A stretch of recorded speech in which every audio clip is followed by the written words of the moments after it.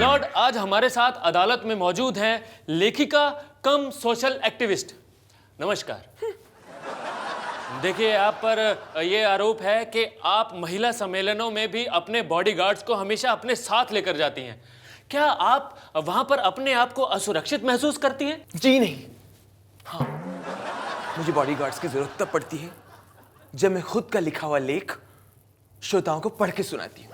उसके बाद mister advocate.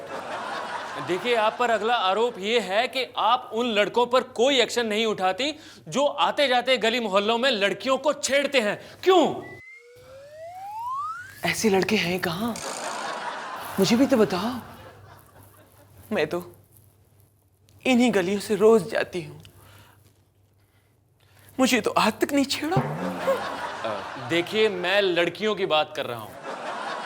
खैर, आप पर अगला आरोप यह है कि आप गरीब कन्याओं की शादी करवाने के लिए तो हमेशा आगे रहती हैं, लेकिन जहां उनके तलाक की बारी आती है आप अपने कदम पीछे हटा लेती हैं। क्यों?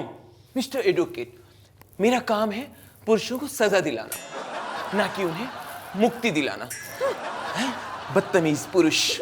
मिलॉर्ड, आज हमारे इस कटघरे में मौजूद हैं नेता रामलाल जी, जो बेचारे इलेक्शन हारने की वजह से पागल हो गए।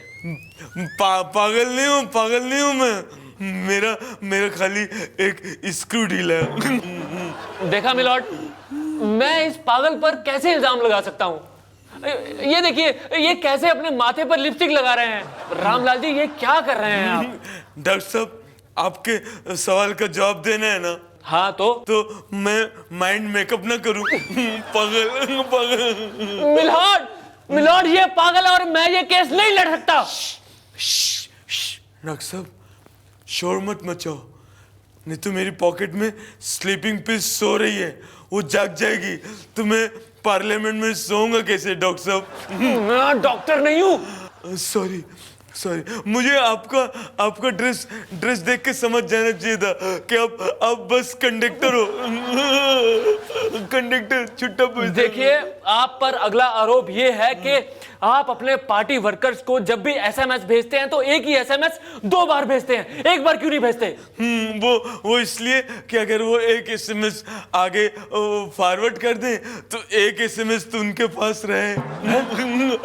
मिलॉर्ड, आज हमारे इस कटघरे में मौजूद है गफूर भाई, जो अब एक नेता भी हैं। अब क्या आंटी, ये अंकल, ये बिना गैस का लाइटर, ये खजूर। एक्सक्यूज मी, ये क्या हो रहा है? अरे ये अपन लोग का स्टाइल है क्या? अरे स्टाइल बंद कीजिए। आप पर पहला आरोप यह है कि आप टैक्स वसूली विभाग चाहते हैं। ऐसा क्यों? अरे अपन का काम ही वसूली का है क्या? मतलब? अरे ये गवर्नमेंट है ना, साल में एक टाइम टैक्स वसूल करती है, लेकिन अपन लोग हर हफ्ते हफ्ता वसूल करते हैं क्या? देखिए, यहाँ पर यह भी आरोप है कि आप महेश भट्ट की रीमेक फिल्म सड़क में पैसा लगाना चाहते हैं। तो पब्लिक के पैसे का ऐसा दुरुपयोग क्यों? भाई, अपन पब्लिक से अच्छी सड़क का वादा किया था, तो भी गवर्नमेंट से अच्छी सड़क महेश भट्ट बना रहे है, तो पैसा अच्छी जगह लगाया कि नहीं? देखिए, आप मुझे एक बात बताइए, आप इतने बड़े डॉन हैं, आपको कोई दादा बोलता है, कोई आपको भाई बोलता है, लेकिन कोई भी लड़की आपसे शादी नहीं करना चाहती। ऐसा क्यों?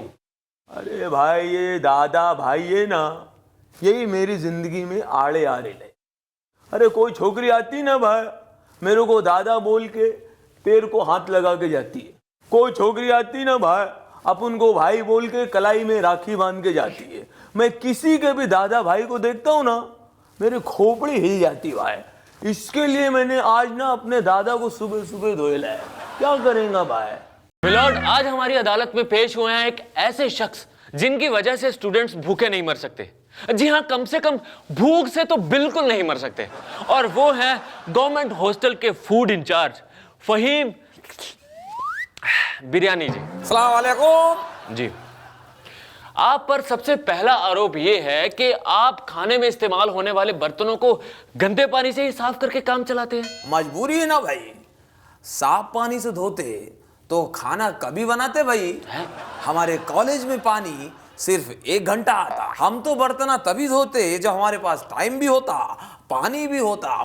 देखिए, आप पर अगला आरोप ये है कि आप पैसे बचाने के लिए स्टूडेंट्स को गली सड़ी सब्जियां खिलाते हैं, जिनसे उनका स्वास्थ्य खराब होता है। कसम चार मीनार की, उनका खुद का चॉइस है ना भाई। मैं उनके सामने 2 चॉइस देता, खाना खाना कि खाना नक को खाना। वो पहला चॉइस पसंद करते तो फिर क्या करना भाई। देखिए, आप पर यह भी आरोप है कि आप अपना टेंडर पास करवाने के लिए अफसरों को रोज खाना खिलाते हैं। ये अप्सरा लोगों को मैं एक साथ पूरा पैसा खिला देता भाई। अगर खाना खिलाते तो पूरी जिंदगी टेंडर नक्को पास होता भाई। क्या हंगामा है। दोस्तों, आज हमारे साथ है हमारे देश के एक महान नेताजी। आइए करते हैं उनसे कुछ बातचीत। स्वागत है आपका। ठीक है, शुरू करो। नेताजी, आप पानी से ज्यादा शराब को क्यों पसंद करते हैं? क्योंकि शराब से ज्यादा हमारे देश में लोग पानी से मरते हैं। लेकिन आप ऐसा कैसे कह सकते हैं? क्योंकि हमारे देश में हर साल बाढ़ आती है, हजारों लोग पानी में डूब के मर जाते हैं। क्या इतने लोग शराब से मरते हैं? नेताजी, आप संसद में बहुत लड़ाई करते हैं। क्या कभी आप विपक्ष के साथ एकमत हुए हैं?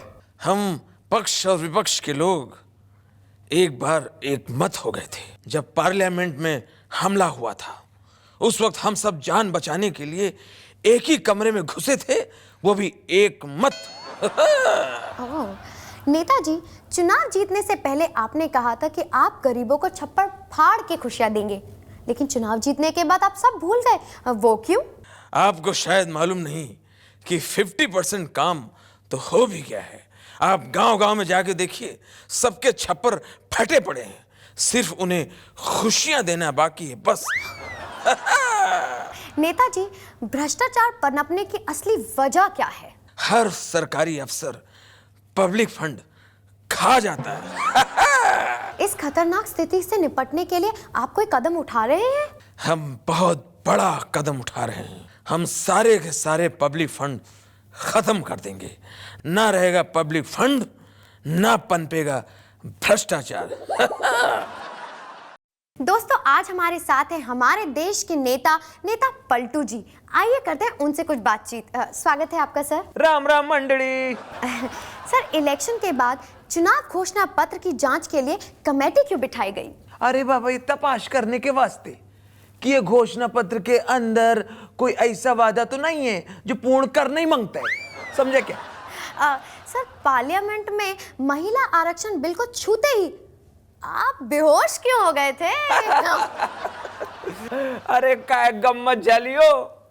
अरे महिला आरक्षण बिल नहीं होता, वो बिजली का बिल होता। काय मजा ली। नेताजी, हमने ये सुना है कि आप अंतिम संस्कार पर भी टैक्स लगाने का फैसला कर रहे हैं। अरे बाबा, ये जो पब्लिक लोग है ये आराम से नहीं मरना मांगते है। समझा क्या?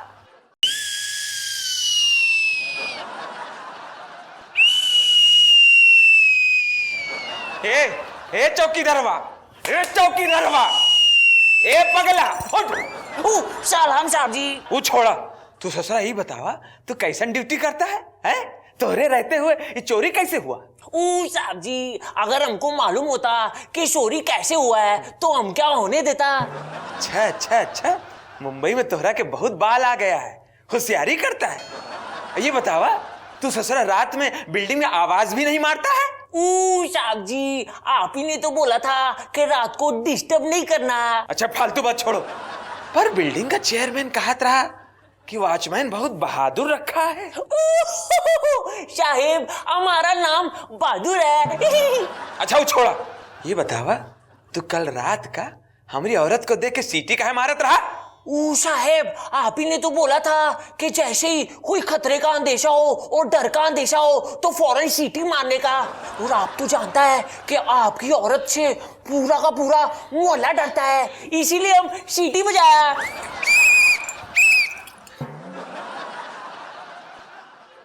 आगे का डाइन।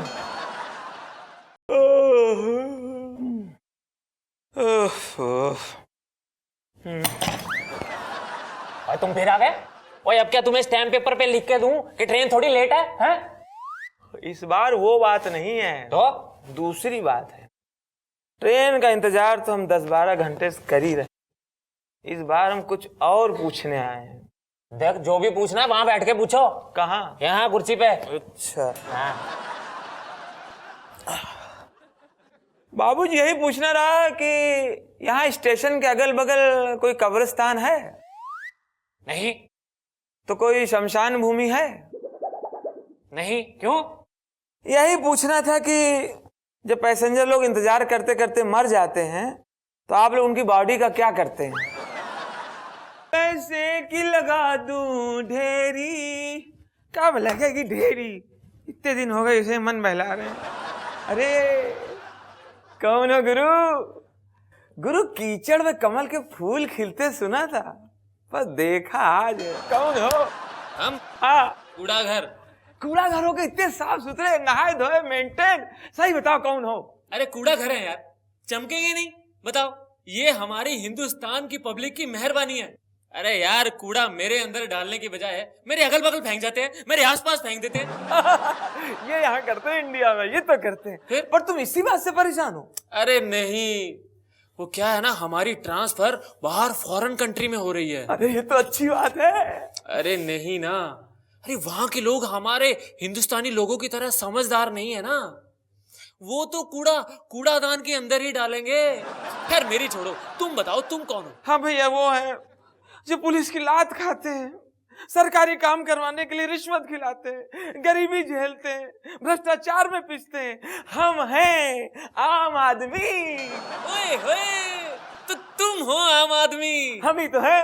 अरे वाह यार, तुम्हारे बारे में हमने सुना बहुत था। सच्ची? हाँ, आज देख भी लिया। अरे यार, तो गले मिलो। अरे मिलो मिलो। आओ आओ। अरे यार, हम दोनों की शक्ल सूरत में ही फर्क है, पर हम दोनों का हाल तो एक ही है।